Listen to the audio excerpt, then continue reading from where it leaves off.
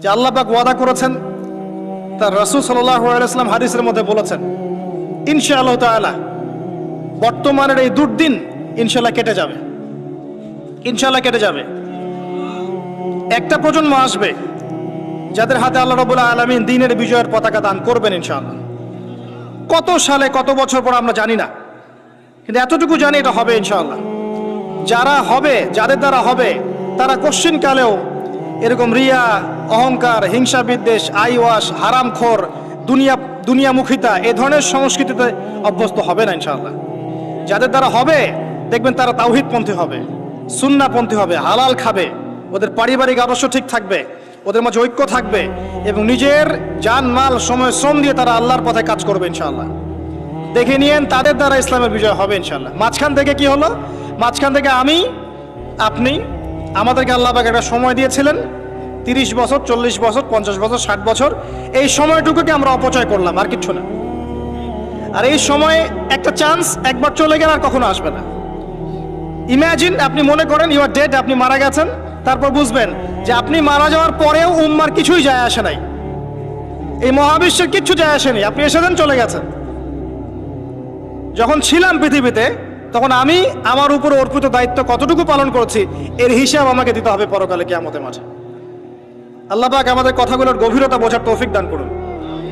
আমরা সবাই চাই উম্মার উন্নতি, অগ্রগতি, প্রগতি এবং বিজয়, কিন্তু আমরা এখন যা যা কাজ নিয়ে ব্যস্ত আছি এগুলোতে ব্যস্ত থাকলে এই বিজয় অর্জিত হবে না।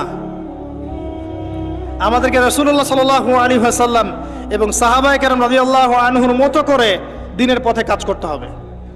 সর্বপ্রথম দরকার ইলম, ওলামায়ে কেরামের সোহবত, তাসকিয়া, আত্মশুদ্ধি।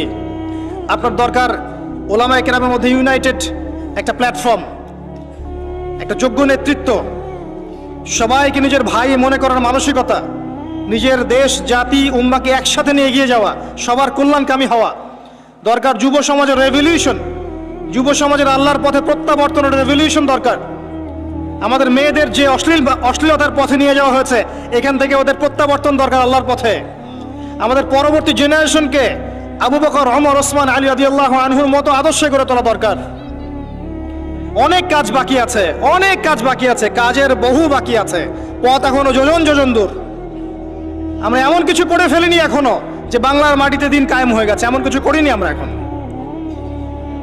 আর আমরা এভাবে হেলায় খেলায় যদি সবকিছু পার করতে থাকি, এখন যা আছে 10 বছর পর সেটাও থাকবে না। দেখে নিয়েন, দেখে নিয়েন, এখন যা আছে এভাবেই যদি চলতে থাকি আমরা, আগামী 10 বছর এটাও থাকবে না। তখন আফসোস করতে হবে আগের 10 বছরই মনে হয় ভালো ছিল। হ্যাঁ, বিগত 10, 20, 30, 40, 50 থেকে যদি এভাবে কাজ করতে পারতাম হয়তো আজকে আমাকে অবস্থা দেখতে হতো না। কথাগুলো অনেকের মনোপুত হবে না আমি জানি, কিন্তু যাদের মনোপুত হবে না তাদের নিয়ে আমার মোটেও মাথা ব্যথা নাই। যেটা আপনাকে সত্য বলে মনে হচ্ছে এবং আল্লাহ আপনার কলবের মধ্যে ইনস্টল করেছেন, কোরআন সুন্নাহর মানদণ্ডে এটা সত্য, এই সত্য বলার সৎ সাহস আপনার থাকা উচিত। তার পক্ষে একজন মানুষ থাক আর 1 লাখ মানুষই থাক, যদি এমন কোনো কথা সত্য হয় যেটা কেউ বলেনি আগে, আপনার সাহস করা উচিত সেটা বলার জন্য। আজকে থেকে 6 বছর আগে বলেছিলাম যে পেপার মানি থাকবে না, বলেছিলাম। আগামী 10 বছরের মধ্যে দেখবেন ইনশাআল্লাহ তাআলা, আল্লাহু আ'লাম বছর কত, আগামী সময়গুলোতে দেখবেন পেপার মানি বলে কিচ্ছু থাকবে না, ডিজিট দিবেন, খালি ডিজিট। তার চেয়ে ডেঞ্জারাস বিষয় হচ্ছে এই ক্রিপ্টোকারেন্সির উপরে গভর্নমেন্টের কোনো নিয়ন্ত্রণ থাকবে না। ক্রিপ্টোকারেন্সির উপরে গভর্নমেন্টের কোনো নিয়ন্ত্রণ থাকে না, এটা আরো ডেঞ্জারাস। এতে করে একটা জাতির সম্পদ লুটে নেওয়া সহজ হয়। যারা এই কাজগুলো করছে পরিকল্পিতভাবে করছে, এমনি এমনি করছে না, সুপরিকল্পিত ভাবেই করছে এগুলো। অতএব যেটা বর্তমান, সেই বর্তমান সম্পর্কে যদি আপনি সচেতন না হন, আপনার কাছে মনে হবে যেটা ভবিষ্যৎ বক্তা মনে হয়, অথচ এটা ভবিষ্যৎ ছিল না, এটা বর্তমানই ছিল। আপনি বর্তমান সম্পর্কে গাফেল ছিলেন বলেই বুঝতে পারেন নাই। আর এখনো যেটা বললাম এটা বর্তমান, এটা ভবিষ্যৎ নয়। বর্তমান সম্পর্কে গাফেল থাকলে আপনি বুঝতে পারবেন না। লাহুম কুলুবুন লা ইয়াফকাহুনা বিহা ওয়া লাহুম আযানুন লা ইয়াসমাউনা বিহা ওয়া লাহুম আ'য়ুনুন লা ইউবসিরুনা বিহা উলাইকা কাল আনআম বাল হুম আদাল ওয়া উলাইকা হুমুল গাফিলুন। আজকের বক্তব্যের টপিক এটা ছিল না যে আমি আলোচনা করলাম, আমি অন্য কিছু চিন্তা করেছিলাম, কিন্তু আমি আশা করি কথাগুলো আপনাদের কাজে দিবে। এই কথাগুলো মানুষের কাছে ছড়িয়ে যাবে ইনশাল্লাহ। প্রথম কথা হচ্ছে উম্মার অবস্থা ভালো না, মুসলিম উম্মার অবস্থা এখন ভালো না। এখন সেই সোনালী যুগ চলছে না। এটা আবু বকর, ওমর, ওসমান, আলীর যুগ নয় রাদিয়াল্লাহু আনহুম। এটা উসমানীয় খেলাফত নয়, উমাইয়া, আব্বাসীয়, ফাতেমি খেলাফত নয়। এটা মিশরের মামলুক শাসন নয়, কর্ডোবার ইসলামিক খেলাফত নয়। এটা তো অটোমান এম্পায়ারদের মতো সময়ও নয়, যখন অ্যাটলিস্ট একটা শেল ছিল। এতিম অবস্থায় আছি আমরা। সারা ওয়ার্ল্ড ওয়াইড তাকান, দেখবেন মুসলিমদের স্বতন্ত্র কোনো খেলাফা স্টেট নাই, আছে? পুরো মুসলিম উম্মার দিকে তাকান, যেদিকে তাকাবেন সেদিকে মুসলিমরা মার খাচ্ছে দেখবেন। যে কোনো কান্ট্রি বেছে নেন, দেখবেন মার খাচ্ছে। পুরো উম্মার দিকে তাকান, মুসলিমরা আছে সবচেয়ে বড় সুদখোর। মুসলিমরা সুদ খাচ্ছে। মুসলিম উম্মার যুবকরা আজকে নাস্তিক হয়ে যাচ্ছে। জেনারেল লাইনে পড়া ম্যাক্সিমাম যুবক কোরআন তেলাওয়াত করতে পারে না। ম্যাক্সিমাম মেয়ের আজকে বেপরদায় চলছে। ম্যাক্সিমাম আলেমদের মধ্যে আপনি দেখবেন বিভক্তি। উম্মাহ সেই সোনালী যুগে আর নেই এখন। পলিটিক্যালি আপনার কাছে কোনো পাওয়ার নাই, ইকোনমিক কোনো সেকশন নাই, স্বতন্ত্র কোনো ইকোনমিক সিস্টেম নাই, কোনো মিডিয়া নাই আপনার স্বতন্ত্র, স্বতন্ত্র প্রযুক্তিও নাই, স্বতন্ত্র সামরিক বাহিনী নাই। এবং কয়টা মুসলিম কান্ট্রি আপনি পাবেন যাদের পারমাণবিক অস্ত্র আছে? ওভারঅল সারা বিশ্ব জুড়ে আমাদের অবস্থা ভালো না, এটাকে বুঝতে হবে আপনাকে। এরপরে আপনাকে চিন্তা করতে হবে কিভাবে কাজ করা যায় ব্যক্তিগত পর্যায়ে, as a nation, as a উম্মা, as a family, as a organisation, কিভাবে আগানো যায়। কোনো ফিকির দেখি না আমি যুবকদের মধ্যে এখন। কয়টা যুবককে আপনি দেখবেন যারা ফিকির করছে? জেনারেল লাইনে পড়া। কাদের মধ্যে ফিকির আছে? যখন আল্লাহ যাদেরকে দায়িত্ব দিয়েছেন তারা ফিকির করে না, আল্লাহ পাক অন্য কওমকে নিয়ে এসে ওদের জায়গায় বসায় দেন। ইস্তাবদিল কওমান গায়রাকুম সুম্মা লা ইয়াকুনু আমসালাকুম, আল্লাহ সূরা মুহাম্মাদের মধ্যে বলেছেন। ইন তানসুরুল্লাহ ইয়ানসুরুকুম, তোমরা আল্লাহকে সাহায্য করলে আল্লাহ সাহায্য করবেন। আমরা যদি আল্লাহ দিনকে সাহায্য না করি, দিন কি এমনি এমনি প্রতিষ্ঠা হবে নাকি? ইন্নাল্লাহা লা ইউগাইয়িরু মা বিকওমিন হাত্তা ইউগাইয়িরু মা বিআনফুসিহিম, যতক্ষণ আল্লাহ পাক ততক্ষণ কোন জাতির অবস্থা পরিবর্তন করেন না যতক্ষণ ওই জাতি তার অবস্থা পরিবর্তনের চেষ্টা করে না। অবস্থা আপনার কাছে ব্যাখ্যা করলাম, উম্মার অবস্থা কি সারা ওয়ার্ল্ডে। এখন আপনি নিজে ব্যক্তিগতভাবে চিন্তা করেন কি করা যায়। অপশন আছে কয়েকটা আপনার সামনে। যেমন করে চলছেন ফিরছেন এভাবেই চলেন ফিরেন। একসময় হায়াত শেষ হবে, মারা যাবেন, শেষ। এই দুনিয়ার জীবনে ভোগ বিলাস, টাকা পয়সা, বাড়ি গাড়ি সব পাবেন, কোনো সমস্যা নাই। একসময় হায়াত শেষ হয়ে যাবে, আপনি ডেড, এবং আপনার নাম ইতিহাস থেকে মুছে যাবে। পৃথিবী থেকে এমনভাবে চলে যাবেন যেন পৃথিবীতে কখনো আসেনি নাই। অপশন বি, আপনি নিজে যতটুকু বোঝেন আমল করেন, পরিবারটাকে ইসলামিক আদর্শে গড়ে তোলেন, পরিবার ছাড়া আর কিছু করেন না, পরিবার নিয়ে পড়ে থাকেন, কোনো সমস্যা নাই, এটাও একটা খেদমত। অপশন সি, আল্লাহ পাক আপনাকে আরো বেশি কিছু দিয়েছেন, পলিটিক্যাল পাওয়ার, সোশ্যাল পাওয়ার, উম্মার মধ্যে আপনি আলেম হয়েছেন, আপনার কথা আরো 10, 20, 30 জন মানুষ শোনে, এই মানুষগুলোকে তো দিনের পথে আনতে হবে, এটাও দিনের খেদমত। সবচেয়ে সেরা অপশন হচ্ছে এটাই, নিজে আমল করা, পরিবারকে বাঁচানো, সমাজের মানুষকে সচেতন করা। আল্লাহ পাক যতটুকু সামর্থ্য দিয়েছেন এই সামর্থ্য দিয়ে দিনের খেদমত করতে চেষ্টা কর। ছোট ছোট খেদমত ইনশাআল্লাহ পরবর্তীতে বড় উপকার নিয়ে আসবে ইনশাআল্লাহ। আল্লাহ পাক আমাদেরকে দিনের জন্য কবুল করুন, আমিন। যাবতীয় লৌকিকতা ত্যাগ করার তৌফিক দান করুন। যাবতীয় রিয়া, অহংকার, হিংসা, বিদ্বেষ, গীবত, তহমত, সমালোচনার সংস্কৃতি বর্জন করার তৌফিক দান করুন। আল্লাহ পাক আমাদের মধ্যে বিভক্তিগুলোকে দূর করে দিন। আল্লাহ পাক আমাদেরকে স্মার্ট মুসলিম হওয়ার তৌফিক দান করুন। আল্লাহ পাক আমাদেরকে বিশ্বের অবস্থা বোঝার তৌফিক দান করুন, উম্মার অবস্থা বোঝার তৌফিক দান করুন, যুগোপযোগী করণীয় ফিক্স করার তৌফিক দান করুন। আল্লাহ পাক আমাদের যুবক ভাইদেরকে হেদায়েত দান করুন, আমাদের যুবতীদেরকে আল্লাহ পাক দিনের পথে ফিরিয়ে নিয়ে আসুন। প্রত্যেক ঘরে ঘরে আল্লাহ পাক ইব্রাহিম তৈরি করে দিন, প্রত্যেক ঘরে ঘরে আল্লাহ পাক ইসমাইলের মতো সন্তান তৈরি করে দিন, প্রত্যেক ঘরে ঘরে আল্লাহ পাক হাজরা, সারার মতো স্ত্রী তৈরি করে দিন, প্রত্যেক ঘরে ঘরে খাদিজা রাদিয়াল্লাহু আনহা তৈরি করে দিন, আয়েশা রাদিয়াল্লাহু আনহা তৈরি করে দিন। আল্লাহ পাক যুব সমাজকে রাসূলুল্লাহ সাল্লাল্লাহু আলাইহি ওয়াসাল্লামের সাহাবীদের মতো কবুল করুন, এবং আগামী এই 50 বছরের যে লড়াই সামনে আসতে যাচ্ছে, আল্লাহ পাক এই লড়াই উম্মাকে যেন বিজয়ী করেন, আল্লাহুম্মা আমিন। উম্মার বিজয় সংগঠিত করানোর জন্য যেরকম ঈমান, আমল, ত্যাগ, মুজাহাদা, দাওয়াত, মেহনতের দরকার, আল্লাহ পাক আমাদের প্রত্যেকের কলবের মধ্যে এই চেতনা নাজিল করে দিন, আল্লাহুম্মা আমিন। মনে হয় একটা দেহ, একটা বডি, চোরাবালিতে ঢুকে গেছে। চোরাবালি বোঝেন? একটা বডি চোরাবালিতে ঢুকে গেছে। প্রথমে ছিল টাকনু পর্যন্ত, যখন টাকনু পর্যন্ত ছিল তখন সে নড়াচড়া করার চেষ্টা করেছে। আশপাশের মানুষরা ওকে বুঝিয়েছে নড়াচড়া করো না, টাকনু পর্যন্ত আছো, হাঁটু পর্যন্ত চলে যাবে।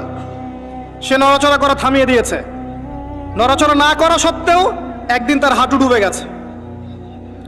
হাঁটু ডুবে যাওয়ার পর আশপাশের মানুষ আবার বুঝিয়েছে খবরদার নড়াচড়া করো না, যদি আর নড়াচড়া করো তোমার উরু পর্যন্ত ডুবে যাবে। সে বেচারা নড়াচড়া করে নাই, দাঁড়িয়ে আছে। নড়াচড়া না করা সত্ত্বেও একদিন তার থাই পর্যন্ত ডুবে গেছে। এভাবে আস্তে আস্তে কোমর, তারপর আস্তে আস্তে বুক, আস্তে আস্তে গলা। আমার কাছে এখন মনে হয় যে গলাটুকু যে বাকি আছে এইটুকু খুব কষ্ট করে উঠতে চেষ্টা করছে। কিছু মানুষ এই গলা সহ বডিটাকে বের করার চেষ্টা করছে, আর আশপাশের ওই মানুষগুলো এখনো বলে যাচ্ছে নড়াচড়া করো না, নড়াচড়া করো না, নড়াচড়া করলে তোমার এই গলাটুকু ডুবে যাবে। এই গলাটুকু একদিন ডুবে যাবে, এমনিতেই ডুবে যাবে। যদি সে প্রথম অবস্থায় নড়াচড়া করত আর আশপাশের মানুষগুলো সবাই মিলে তাকে হেল্প করত, আজকে এই বডিটা স্বাধীনভাবে ঘুরতে পারতো ইনশাআল্লাহ। আর এই বডিটা হচ্ছে সারা বিশ্বে মুসলিম উম্মাহ। এই বডিটা হচ্ছে সারা বিশ্বে মুসলিম উম্মাহ। জানি না আমার কথা আপনি বুঝতে পারলেন কিনা। বাস্তবতা এমনই, বাস্তবতা এমনই। এখন আপনি চেষ্টা করছেন বের করার নিজেকে, আবারও পুরো দেহটাকে বের করব, পুরো দেহটা আবার স্বাধীনভাবে হাঁটবে ইনশাআল্লাহ। কিন্তু আশপাশের মানুষ বলবে নড়াচড়া করো না, নড়াচড়া করো না, যতটুকু আছে এতটুকু ডুবে যাও। এরা শুরু থেকে এই কথাই বলে এসেছিল, আজ পর্যন্ত এই কথাই বলে যাচ্ছে। বডি আস্তে আস্তে টাকনু, হাঁটু, কোমর, বুক, গলা পর্যন্ত ডুবে গেছে। পুরো বিশ্বের দিকে আপনি তাকিয়ে দেখেন, মুসলিম উম্মার এর চেয়ে বেস্ট এক্সাম্পল আমার কাছে জানা নাই এখন। তবে ইনশাআল্লাহ এই দিন থাকবে না। ইনশাআল্লাহ তাআলা আল্লাহ পাক অচিরেই এমন প্রজন্ম নিয়ে আসবেন যারা পুরো গলা সহ বডিটাকে টেনে বের করবে ইনশাআল্লাহ। এখন আমরা যা করছি এগুলো করতে থাকলে কখনো এই কাজ সম্ভব হবে না। প্রথম যে কাজটা দরকার, প্রিয় ভাইরা, আমার কথায় মন খারাপ করবেন না, প্রথম যে কাজটা দরকার সেটা হচ্ছে তাওহীদ, আল্লাহ পাকের একত্ববাদ। এই তাওহীদের সাথে কোনো কিছুর শরিক করা যাবে না, টোটালি খালেস তাওহীদ লাগবে। এবং নবীর সুন্নাহ সাল্লাল্লাহু আলাইহি ওয়াসাল্লাম, তাওহীদ এবং সুন্নাহর সাথে কোনো আপোষ করা যাবে না। এরপর দরকার আপনার আদর্শ পরিবার এবং হালাল রিজিক। এরপর দরকার আপনার উম্মার মধ্যে ঐক্য এবং ওলামায়ে কেরামের কাছে গিয়ে দ্বারস্থ হয়ে তাদেরকে রিকোয়েস্ট করা যে আপনারা ঐক্যবদ্ধ হন আল্লাহর ওয়াস্তে। আর কবে ঐক্যবদ্ধ হবেন? কবে ঐক্যবদ্ধ হবেন? আপনাদের দিকে সবাই তাকিয়ে আছে, কেউ আমার দিকে তাকিয়ে নাই, কেউ আপনার দিকে তাকিয়ে নাই। উম্মাহ তাকিয়ে থাকে ওলামায়ে কেরামের দিকে যে আপনারা ঐক্যবদ্ধ হবেন এবং সবাইকে নেতৃত্ব দিবেন। জনগণ, আমাদের মতো আম জনগণ কখনো নেতৃত্ব দেওয়ার যোগ্যতা অর্জন করতে পারে না। যাদের যোগ্যতা আছে তাদেরকেই ঐক্যবদ্ধ হতে হয় এবং এগিয়ে নিতে হয় উম্মাহকে। এখানে ঐক্যের দরকার আছে, এই জায়গায় ঐক্যের দরকার আছে, এই জায়গায় কাজ করা দরকার, লিবারাল প্ল্যাটফর্ম দরকার। সারা জীবন যদি একজন আরেকজনের বিরুদ্ধে একটার পর একটা সিরিয়াল পর্ব করতেই থাকে, কোনো দিনও উম্মার মাঝে ঐক্য হবে না। আপনি অনলাইনে ঢুকলেই দেখবেন একজন আরেকজনের এগেনস্টে, আরেকজনের এগেনস্টে। এ দুটা কথা বলে তাকেও দুটা কথা বলতে হবে, আর সে দুটা বলে তাকে চারটা বলতে হবে। একজন একটা বই লিখেছে, এই বইটাকে নিয়ে আর 10টা পর্ব করে তাকে ডমিনেট করতে হবে। আরেকজন আরেকটা বই লিখেছে, ওটাকে ডমিনেট করে একটা 10টা পর্ব করতে হবে। চলছে এগুলো কন্টিনিউয়াস। কবে এগুলো থেকে বের হতে পারবো আমরা? আর এই অভ্যন্তরীণ ট্রন্দলগুলো আদৌ কি কখনো শেষ হবে কিনা? আই ডোন্ট থিঙ্ক সো, আমার মনে হয় না। যদি নাই হয়, অ্যাটলিস্ট যারা লিবারাল চিন্তা করে তাদের তো উচিত ছিল ঐক্যবদ্ধ হওয়া। যারা ওই যে উলাইকা কাল আনআম, এদের কথা বাদ দেন, যাদের মধ্যে কলবুন সালিম আছে, ইলম আছে, বাসিরা আছে, নূর আছে, তাদের তো উচিত ছিল ঐক্যবদ্ধ হওয়া। কে নেতৃত্ব দিবে জাতিকে? ধর্মতাত্ত্বিক নেতৃত্ব কি পলিটিশিয়ান দিতে পারবে? ধর্মতাত্ত্বিক নেতৃত্ব কি পলিটিশিয়ানরা দিতে পারবে? তাদের কাছে তো ধর্ম নাই, বিকজ তাদের কনসেপ্ট ডিফারেন্ট। তাদের কনসেপ্ট হচ্ছে ধর্ম এবং পলিটিক্স আলাদা জিনিস। ধর্ম আপনি ঘরে পালন করবেন, মসজিদে পালন করবেন, এর কথা আপনি রাজনীতিতে বলতে আসবেন না। এতে কনসেপ্ট এমন। এই কনসেপ্ট বাদ দেন। যারা ধর্মকেন্দ্রিক চিন্তা করছেন তাদের ধর্মতাত্ত্বিক নেতৃত্ব কে দিবে? তারা দিবে না, আলেম ওলামা দিবেন। এখানে ঐক্যের দরকার আছে না? আহ্বান করতে পারবো সর্বোচ্চ যে আল্লাহর ওয়াস্তে আপনারা ঐক্যবদ্ধ হন, একটা ইউনাইটেড মুসলিম উম্মাহ ফর্ম করেন। আগামী দিনের তরুণ প্রজন্ম এবং পরবর্তী জেনারেশন, আমাদের মা বোনরা, তরুণীরা সবাই তাকিয়ে আছে ওলামায়ে কেরামের দিকে, সবাই তাকিয়ে আছে। আমরা কনস্ট্রাকটিভ কাজের কথা বলছি। ইলম অর্জন আপনার কনস্ট্রাকটিভ কাজ, পড়াশোনা করতে হবে, ওলামায়ে কেরামের সোহবতে যেতে হবে, এটা একটা কনস্ট্রাকটিভ কাজ। যে যেখানে আছে সেখান থেকেই দিনের প্রচার প্রসার প্রতিষ্ঠার জন্য কাজ করতে হবে, এটা কনস্ট্রাকটিভ কাজ। দেশের সরকার, প্রশাসন, জনগণ, ওলামায়ে কেরাম সবাই মিলে একটা বডি, একটা উম্মাহ, একটা দেহ সবাই। এখানে কেউ কাউকে শত্রু মনে করা যাবে না। কয়েকটা শ্রেণী থাকে, জনগণ থাকে, ওলামায়ে কেরাম শ্রেণী থাকে, প্রশাসন থাকে, সরকার থাকে, সবাই মিলে একটা দেশ, একটা জাতি হয়। সবাই একে অপরের বন্ধু, কেউ কারো শত্রু নয়। এটা বোঝাতে পারা যাচ্ছে না। সবাই একটা দেহের মতো, একটা জায়গায় আঘাত পেলে অন্য জায়গায় আঘাতের ব্যথা অনুভব করতে হবে। কনস্ট্রাকটিভ কাজে আসেন, জাতিকে ঐক্যবদ্ধ করেন, বিভক্ত সৃষ্টি করেন না। একে অপরের সাথে গীবত, তহমত, হিংসা, বিদ্বেষ, কাদা ছড়াছড়ি, অহংকার, রিয়া এবং সমালোচনার সংস্কৃতি ত্যাগ করেন। আল্লাহর জমিনে আল্লাহর দিনটা প্রতিষ্ঠার চেষ্টা করেন।